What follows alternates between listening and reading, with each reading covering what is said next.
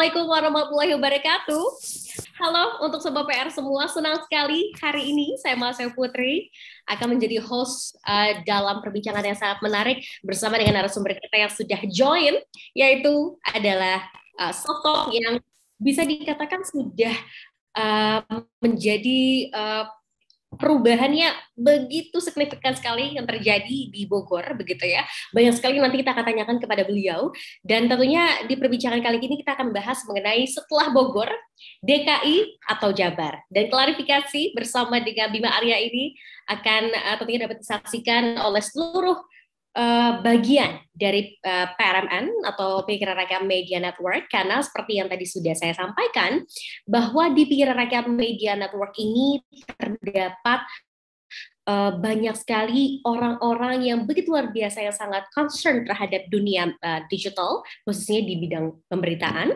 Dan total mitra yang kita miliki yaitu adalah 208, yang aktif adalah 186, dan ini sangat menarik sekali begitu ya. Jadi artinya semuanya ini sangat memiliki peran yang begitu luar biasa dalam memajukan industri tentunya pemberitaan yang ada di Indonesia, khususnya dalam bidang digital. Dan langsung saja pada siang hari ini kita akan menyapa sosok yang sudah join, yaitu adalah Kang Bima Arya. Halo Kang Bima, apa kabar Kang? Baik, alhamdulillah baik. Ayu, apa kabar?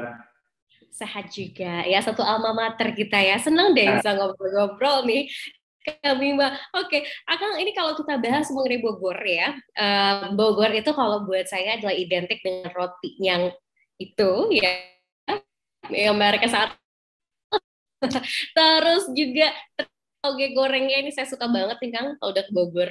Terus makan soto ini juga enak banget ya. Jadi kalau ke Bogor tuh kayak kulinernya nggak bisa lepas nih. Tapi banyak sekali perubahan-perubahan di kota Bogor yang juga begitu signifikan. Salah satunya dalam bidang transportasi dan lain sebagainya. Kang Bima, gimana sih awalnya sosok Kang Bima ini akhirnya bisa apa ya, mendedikasikan diri untuk menjadi orang nomor satu di Bogor? Karena kalau kita lihat latar belakang pendidikannya, kuliahnya di Bandung, kemudian melanjutkan pendidikan di Australia. Kenapa akhirnya terpanggil nih Kang untuk ke Bogor gitu dan memberikan perubahan-perubahan yang cukup banyak di sana? Ya, jadi saya itu kan lahir di Bogor. Bapak juga orang Bogor, kakek nenek orang Bogor, anak-anak saya juga lahir di Bogor. Pada suatu saat, ketika saya jadi pengamat, saya berpikir waktu itu, saya ini kemana-mana bicara, kemana-mana ngamen, kemana-mana bicara hal-hal yang memotivasi orang, memberikan dorongan untuk hal-hal yang baik gitu. Keliling Indonesia, bahkan ya, ke luar negeri. Tapi pada suatu titik saya mikir, nah terus yang udah saya buat untuk kota kelahiran saya apa? Gitu loh. Saya langsung merasa jadi orang itu kok hanya ngomong doang gitu ya. Saat itulah saya berpikir ada saatnya berjuang dengan hati untuk mendoakan, ada saatnya berjuang dengan lisan untuk suatu Tuhan, tapi ada saatnya juga berjuang dengan tangan. Nah, masa-masa dengan hati udah lewat. Masa-masa berjuang dengan lisan, ya masa-masa ketika jadi pengamat atau komentator. Tetapi rasanya nggak cukup hanya dengan lisan saja, perlu dengan tangan. Nah, di titik itulah saya lihat kota kelahiran yang sangat saya cintai, kok jadi tambah macet, kok jadi tambah kotor, kok jadi tambah semrawut, kok jadi kota sejuta angkot, bukan lagi kota sejuta taman. Nah, di saat itulah saya minta izin kepada ibu saya, sekarang sudah almarhum, untuk maju bertarung di Pilkada Kota Bogor di tahun 2013 waktu itu. Oke, jadi panggilan hati ya, dengan kota kelahiran, karena pisan gitu ya. Kang Bima akhirnya ingin seizin orang tua, seizin dari sang ibunda tercinta almarhumah, akhirnya maju melangkah sebagai Bogor nomor satu. Tapi menarik tadi Kang Arya katakan, ini Kang Bima kalau bicara mengenai Bogor ya, sejuta angkot ya, ini menarik sekali karena Bogor akhirnya berhasil melakukan penataan khususnya dalam bidang transportasi, dan juga seperti yang kita ketahui kalau dulu identik dengan sejuta angkot, sekarang sudah mulai penggunaannya adalah menggunakan bus. Kalau tidak salah, betul ya Kang? Bagaimana sebetulnya Kang Bima sendiri berupaya untuk merubah sistem transportasi yang ada di Kota Bogor. Ini nggak mudah. Berpuluh-puluh tahun mungkin masyarakat terbiasa menggunakan angkot. Bagaimana awalnya, Kang? Sampai dengan akhirnya semuanya sistemnya berubah menjadi lebih baik dengan penggunaan bus. Saya balik nanya ke Ayu ya. Ya. Kalau angkot bikin macet, Mhm. kira-kira Mhm. apa yang salah dari angkot itu? Saya tanya dulu balik. Kira-kira menurut kamu apa yang salah dengan angkot itu? Kenapa angkot bikin macet? Oke, karena suka ngetem, karena suka berhenti sembarangan, bener nggak, Kak? Itu dia, pintar. Oke. Angkot itu, Pengalaman ya. angkot itu kalau berhenti hanya Aha. Tuhan dan supir yang tahu. Betul, betul. Yang lain nggak tahu kapan dia mau Betul. berhenti. Dia akan berhenti setiap saat, Mhm. berapa lamanya terserah dia. Kenapa? Karena dia ngejar restoran. Kenapa dia ngejar Oh, restoran? Karena dia tidak digaji, gitu. karena tidak Karena tidak ada digaji. gaji tetap. Karena tidak ada gaji tetap. Gajinya Oke. tergantung jumlah penumpang kan.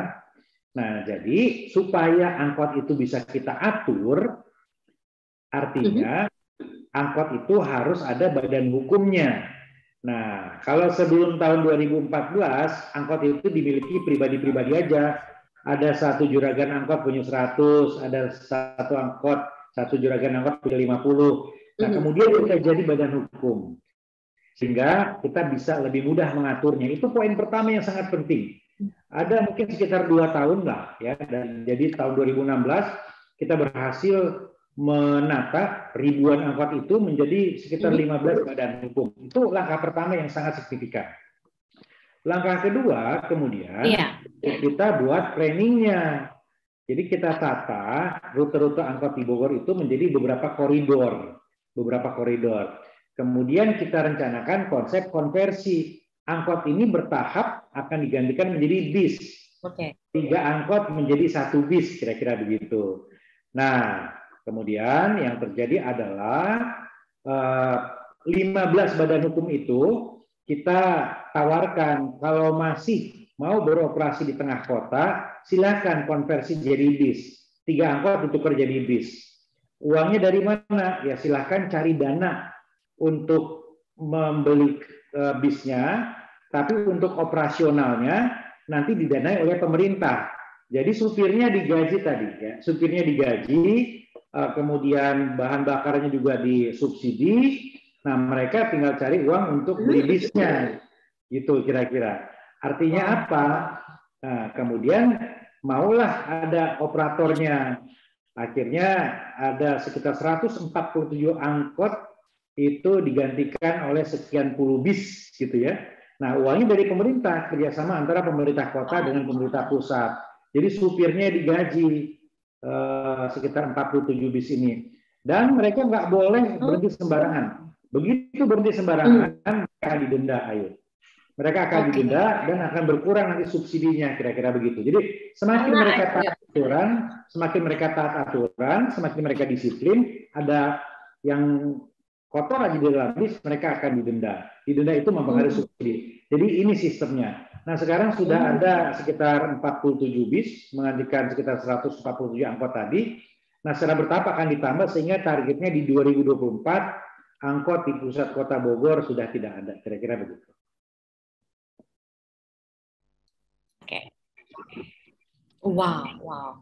Ini artinya pemerintah betul-betul memikirkan sebetulnya akar permasalahan dari angkot ini apa saja. Tadi mulai dari tidak digaji dan lain sebagainya, begitu ya. Sehingga kesemerawatan ini dicoba dicari apa sih akar permasalahan dari Kang Arya, Bima Arya berhasil untuk menyelesaikan itu. Tapi Kang, kalau Mas saya ingin tanya nih sama Akang ya, Bogor yang pertama kali Akang hadapi dengan Bogor saat ini, apa saja perubahan-perubahan yang bisa dikatakan sudah Kang berupaya untuk melakukan perubahan-perubahan inovasinya gitu.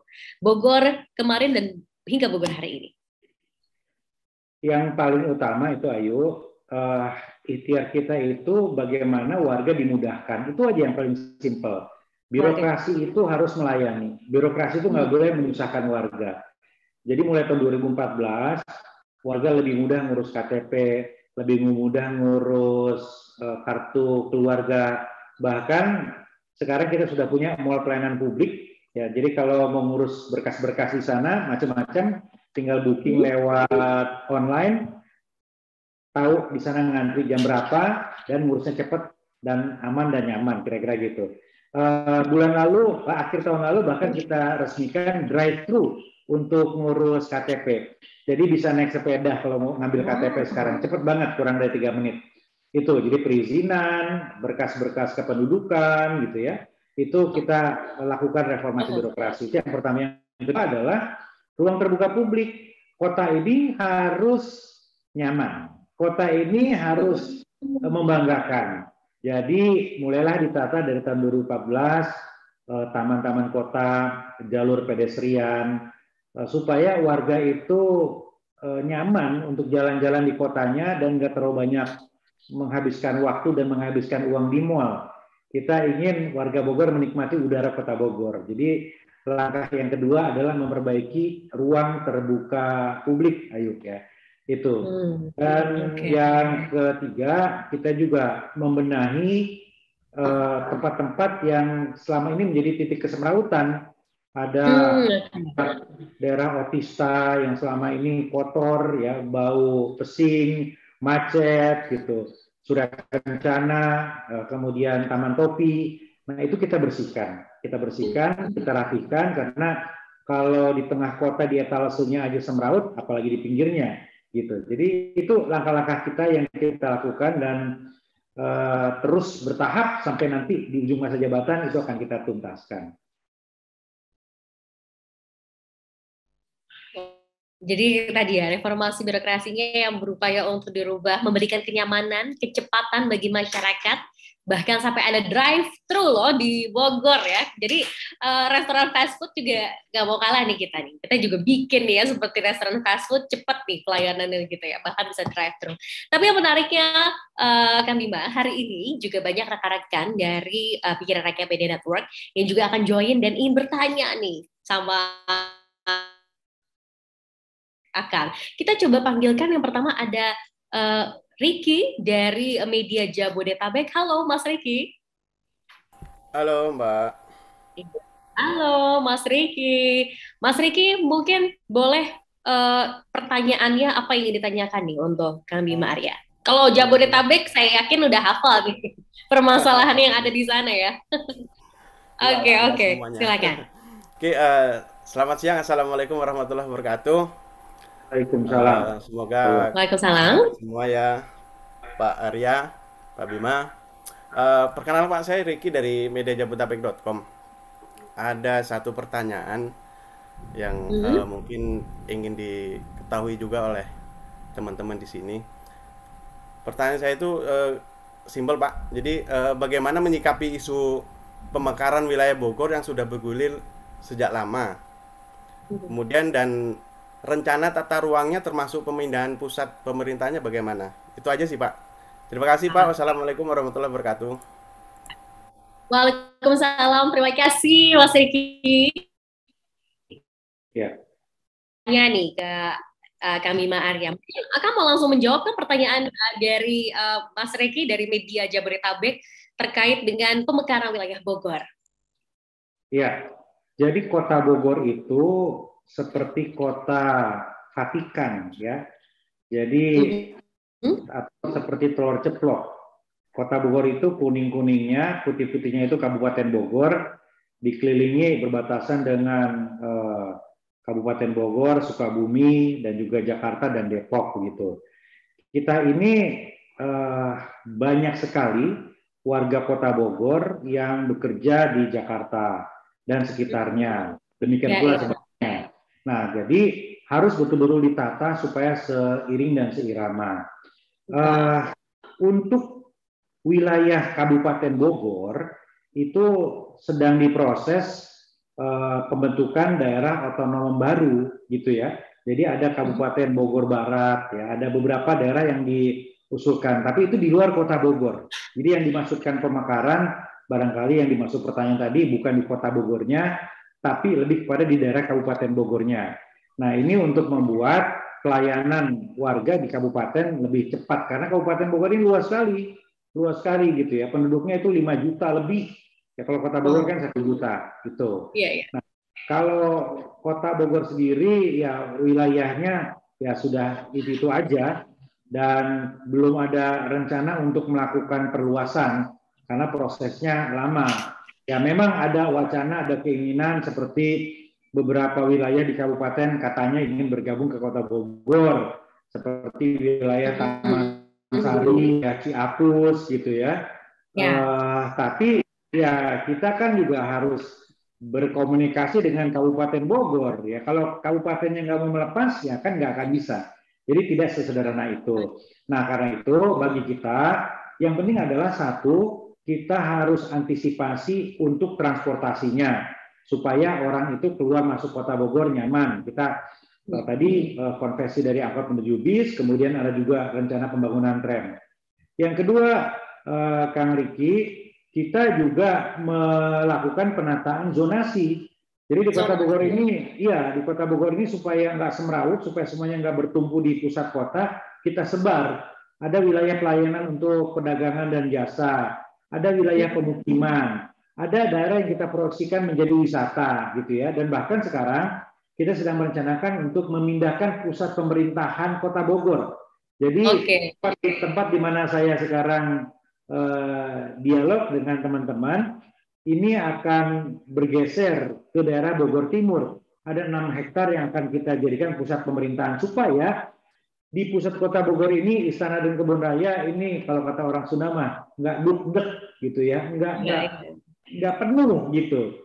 Jadi ini akan menjadi kawasan heritage gitu. Jadi itu yang kita lakukan kalau pertanyaannya tentang bagaimana rencana konsep tata kota atau tata ruang Kota Bogor ke depannya gitu. Oke, jadi nggak numpuk di satu tempat gitu ya, nggak duk-dek kalau kata kami Maria tadi. Dan ini adalah salah satu langkah dengan melakukan zonasi. Jadi setiap wilayah tuh apakah dari pusat ekonomi, pemerintahan, semua dibagi-bagi. Ini menarik. Jadi jawaban dari kami Maria ini semoga menjawab pertanyaan dari Mas Riki tadi. Ternyata bahwa pemekaran wilayah Bogor adalah di wilayah Kabupaten Bogor ya. Saya boleh tambahin nggak? Ayo sedikit. Boleh, silakan. Jadi sebentar lagi kan Jakarta statusnya tidak lagi jadi ibu kota. Nah, selama ini kan kita mendapatkan banyak dampak lah ya. Ada dampak positif karena banyak yang kemudian aktivitas seminar, workshop, pelatihan di Kota Bogor dari kementerian dan lain-lain. Kita harus mengantisipasi itu. Saya bekerja sama dengan Pak Rektor IPB melakukan kajian. Ini kira-kira ke depan integrasi Jabodetabek formatnya seperti apa? Ketika Jakarta sudah tidak lagi jadi ibu kota, ini penting. Ya, jangan sampai kita nggak siap. Ternyata kementerian-kementerian kemudian nggak lagi bintek pelatihan ngurusin di Bogor, kemudian kita konsepnya seperti apa? Jadi wisata apa yang harus kita kembangkan ke depan? Nah sekarang itulah yang tengah kita lakukan supaya ketika pada saatnya nanti secara bertahap Jakarta tidak lagi menjadi ibu kota, ya Kota Bogor punya positioning yang masih strategis untuk tidak kemudian kehilangan prospek pendapatan asli daerah. Oh, wow, itu menarik ya. Jadi inspirasi juga bagi daerah lain karena bahkan Kota Bogor sudah memikirkan bagaimana langkah ke depan agar dari sektor pariwisata dan lain sebagainya ini tetap menarik walaupun ibu kota pindah ke pulau lain begitu Kami Maria ya. Iya. Oke. Baik. Ada pertanyaan lain yang akan disampaikan oleh rekan kita dari Media Blitar. Ada Mas Anindito Sandi. Halo, Mas Anindito. Halo, Mbak Mas Ayu.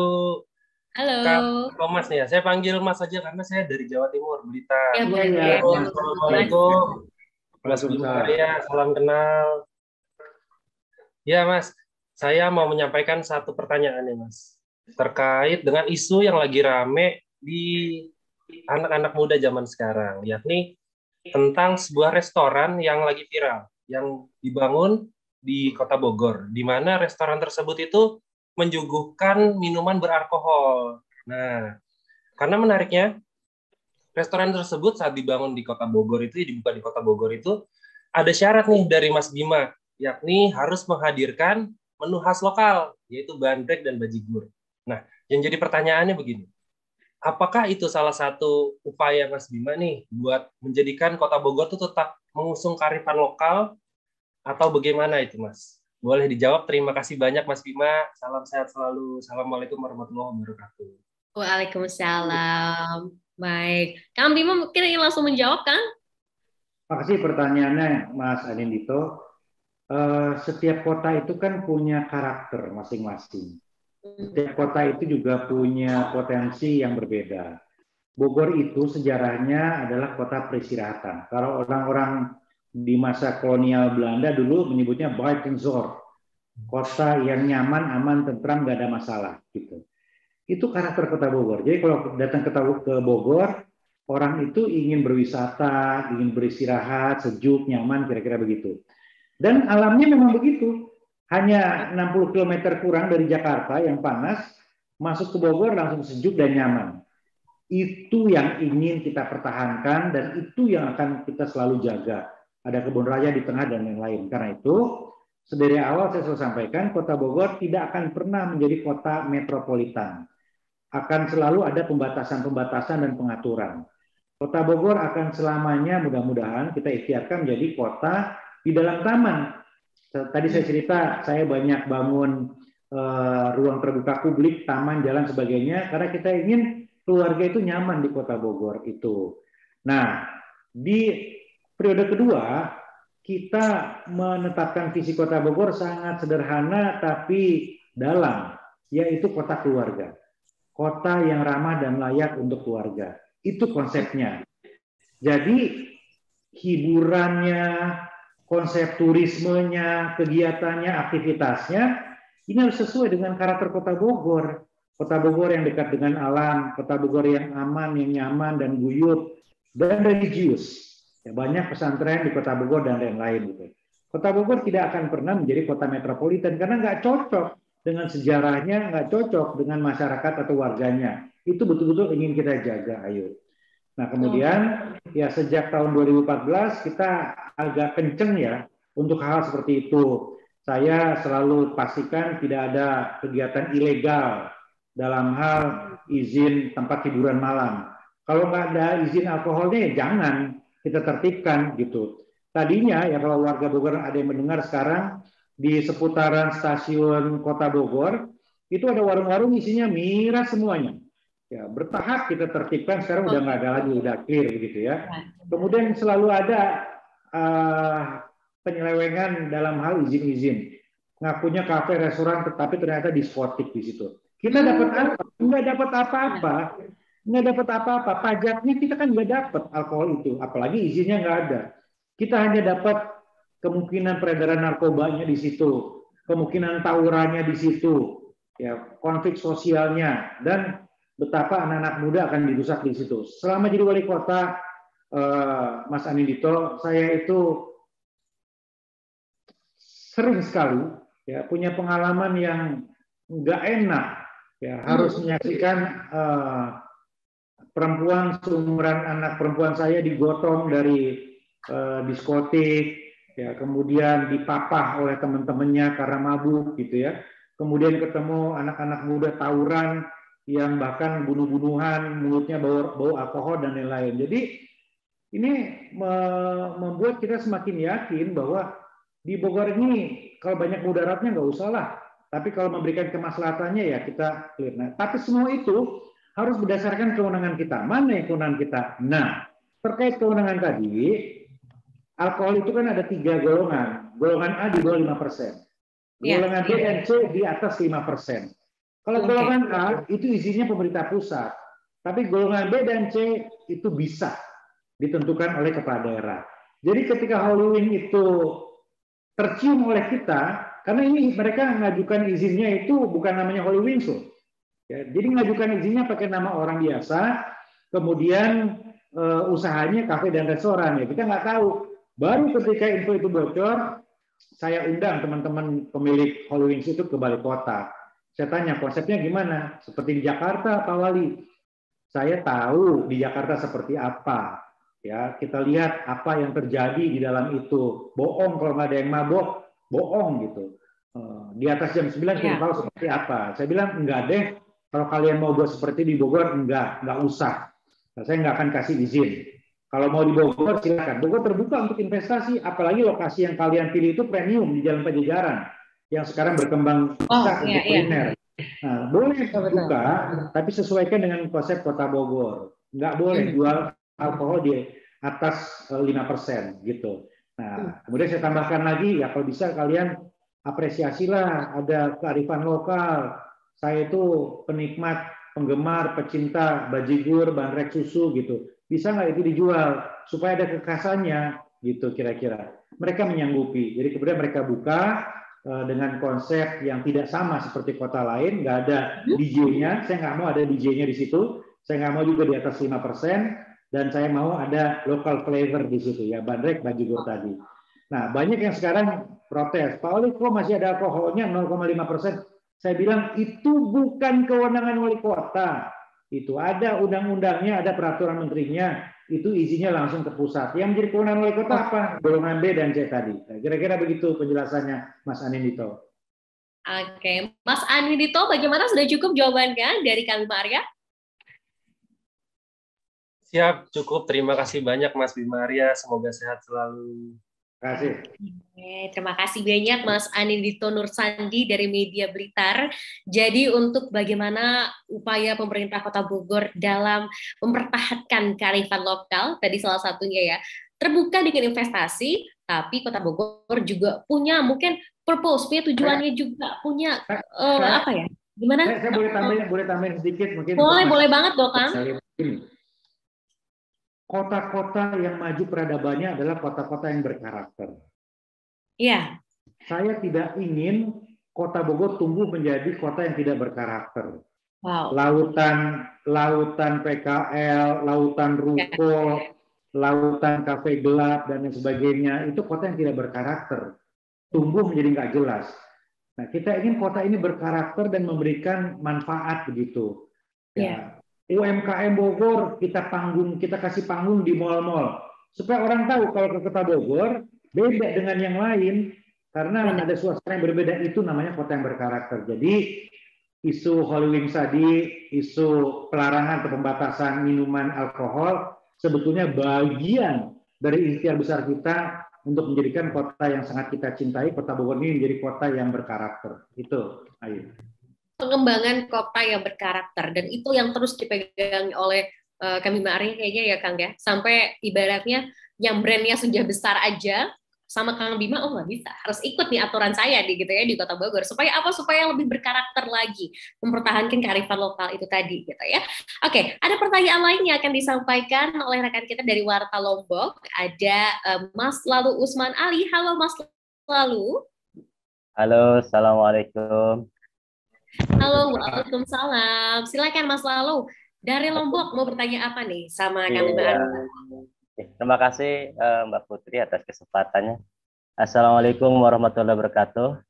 Waalaikumsalam. Saya ikuti tren ini untuk manggil Akang aja Pak Wali Kota kan. Ya pernah saya manggil Akang gitu sekali. Perkenalkan, saya Lalu Usman Ali dari Pemret di Warta Lombok. Ya, salam takzim dari puluh ribu masjid untuk Akang dan semua rekan-rekan Pemret.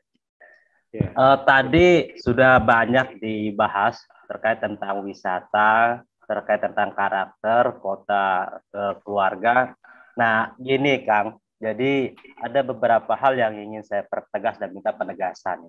Kan kita tahu Bogor ini adalah kota dengan curah hujan yang tinggi ya, atau ya yang memiliki curah hujan yang tinggi, dan Bogor ini menjadi salah satu wisata favorit, khususnya daerah terdekat ya, Jakarta, banyak pilihan wisata alamnya di Bogor.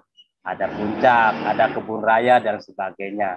Nah, Akang ini sudah mimpin hampir 2 periode saat ini, Kang. Mau kita dipertegas terkait tentang arah orientasi wisata yang ingin dikembangkan oleh Akang.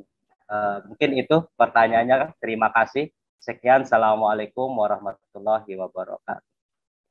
Waalaikumsalam. Ini dari Lombok nih, Kang Bima Arya mungkin langsung menjawab pertanyaan dari Mas Lalu. Silakan.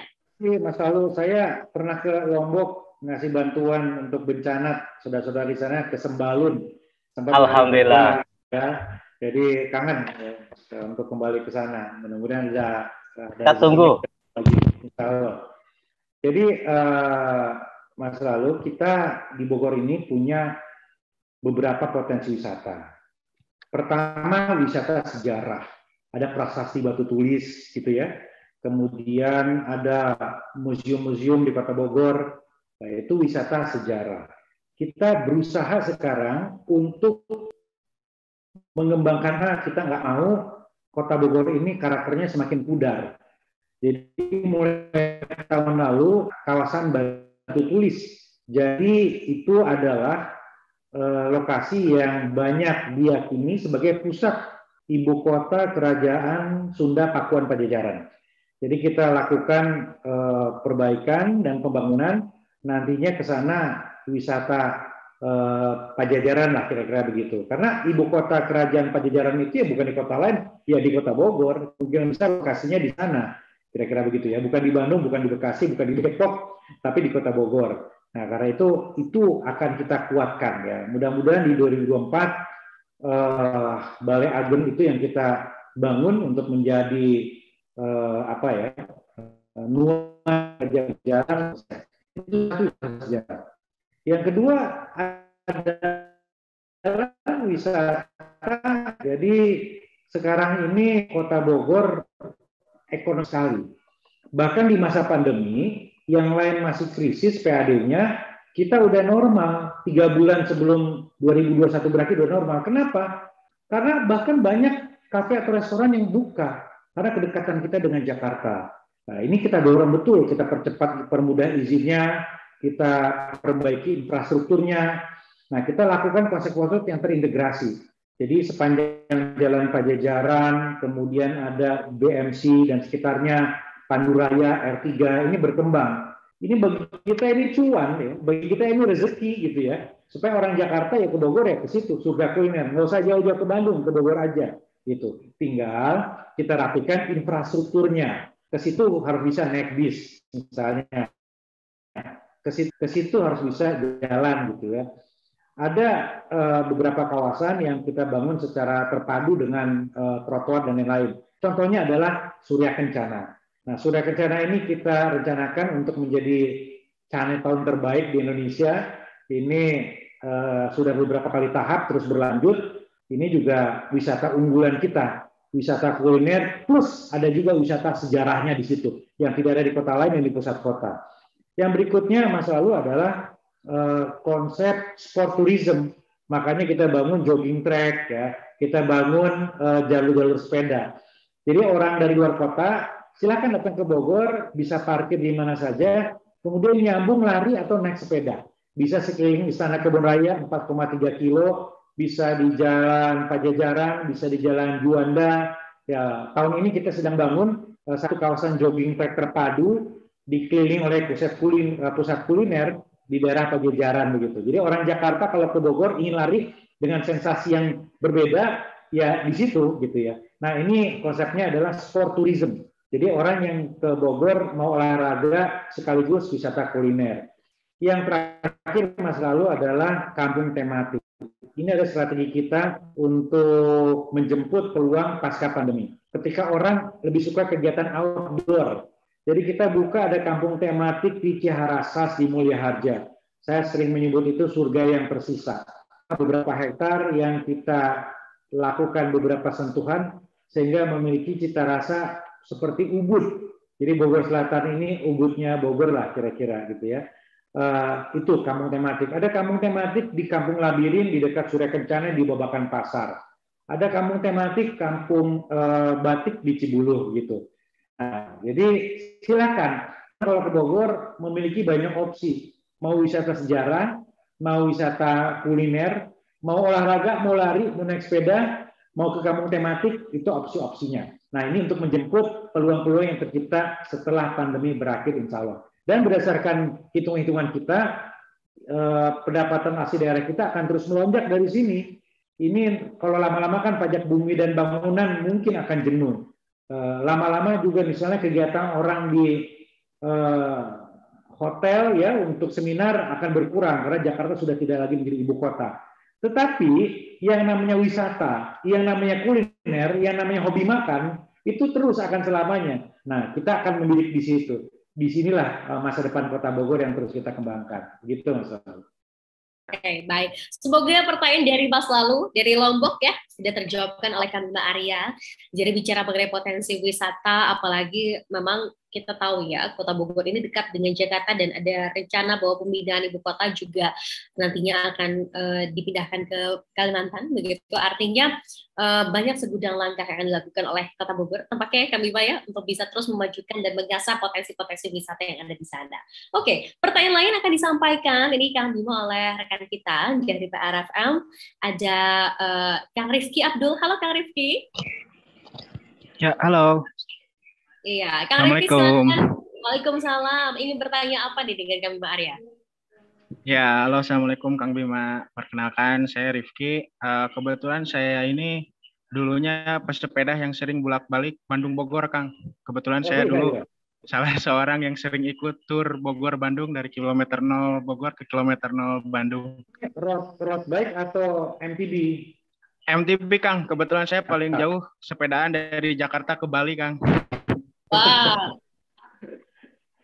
Jadi udah hatam tanjakan, tajur dan lain sebagainya.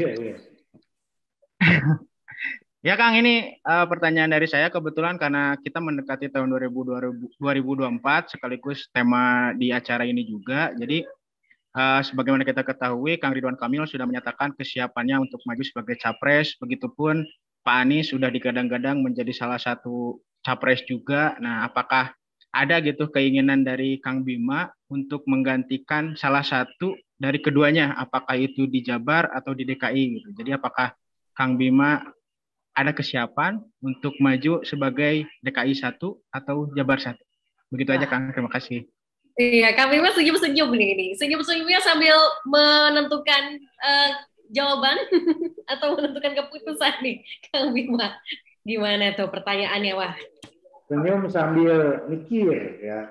Ini pertanyaan yang makin kesini makin sering ditanyakan ke saya, tapi tetap aja jawabnya harus mikir saya. Jadi gini kira-kira. Ya Mas Rifki, saya kan sekarang jadi wali kota. Kalau tadi ya gubernur atau yang lain itu kan berarti naik kelas. Nah, artinya apa? Ya tentu kalau saya masih sehat, kalau saya diberikan usia panjang, kalau saya ditakdirkan oleh Allah untuk terus berkhidmat, memberikan sesuatu bagi Indonesia, ya pasti tracknya adalah naik kelas. Pasti arahnya akan ke sana, akan naik kelas. Tapi, kalau mau naik kelas, PR-nya kan harus diselesaikan. Waktu kita SD, SMP, SMA, barang siapa yang jarang buat PR, maka kemungkinan besar tidak akan naik kelas.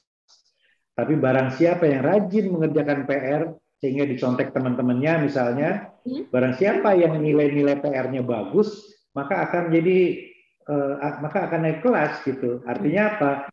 Jadi kalau saya mau naik kelas, kemanapun itu, mungkin gubernur, atau mungkin yang lain, artinya PR yang ada di Bogor harus saya tuntaskan. Sampai 2024 masih ada list dari PR yang belum selesai. Soal angkot itu masih jadi PR. Soal penataan pasar itu masih jadi PR. Soal stunting itu masih jadi PR.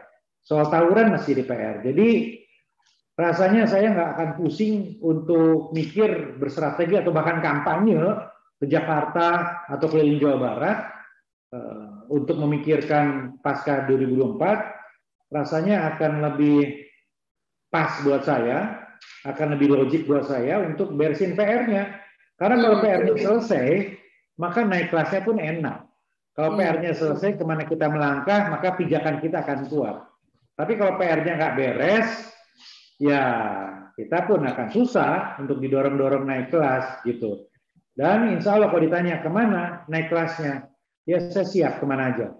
Saya merasa punya bekal 2 periode di Kota Bogor yang mungkin akan bisa saya jadikan pijakan untuk menata atau untuk tanggung jawab yang lebih besar lagi gitu ya. Atau ya jelas saya juga harus sesuaikan dengan skenario partai saya.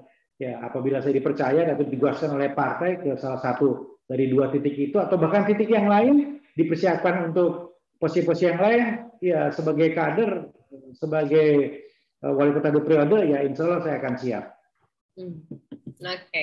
Jadi kemanapun itu kami Bima Arya siap. Tapi kalau boleh nih dikasih mungkin bocorannya sedikit ya, lebih condong ke DKI atau condong ke Jawa Barat nih Kang Bima? Kalau dari asal, baik asal geografis ya, dan juga etnis, saya kan orang Sunda. Saya orang Sunda. Ya, itu Jawa Barat adalah mungkin seperti saya, dan ini pun banyak yang dukung. Tetapi kalau dari kedekatan dengan Bogor, ya seminggu kan kita tidur di Jakarta ya, dan sekali karakter yang ada di Bogor dan sekitarnya, ya Jakarta juga gitu ya. Jadi bagi saya dua-duanya sama-sama menantang. Ya, tinggal ada satu faktor lagi Ayu yang harus kita jadikan catatan, yaitu ya petanya politiknya bagaimana. Ini politisi kan harus begitu. Ya, siapa nanti yang akan maju di sana? Mas Anies masih maju nggak? Kang Emil masih maju nggak? Gitu. Siapa bersepasangan dengan siapa? Nah, kalau dalam politik kan begitu. Nggak bisa kita mengawang-awang saya mau ke sana, tapi peta politiknya enggak. Gitu. Bagi politisi itu pun pasti harus kita hitung. Tapi sudah mulai ada nggak sih, Kang Bima, yang berusaha meminangkan kalau kita mau ngelamar orang ya, biasanya PDKT dulu gitu kan. PDKT dulu, pendekatan dulu, begitu ya, sampai akhirnya nanti dipinang. Udah ada belum nih, Kang? Lumayan. Jadi lumayan. Jadi kalau ngobrol-ngobrol informal gitu ya, ngobrol-ngobrol informal dengan petinggi-petinggi partai, ya seperti inilah.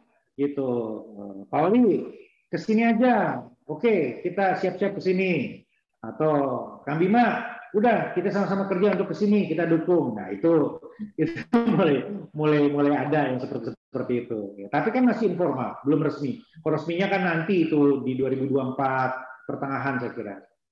2024 pertengahan. Tapi Kang Bima, kalau Akang tadi bilang panggilan hatinya sebagai wargi Jawa Barat gitu ya, sebagai orang Sunda gitu.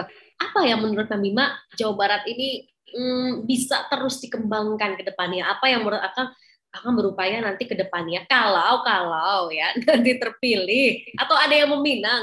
Apa sebetulnya yang membuat Akang tampaknya Jawa Barat ini bisa menjadi yang kedua bagi Bogor? Bogor karena Akang lahir di sana, Jawa Barat ini kan tanah kita gitu. Apa nih menurut Akang? Jawa Barat itu alamnya dahsyat.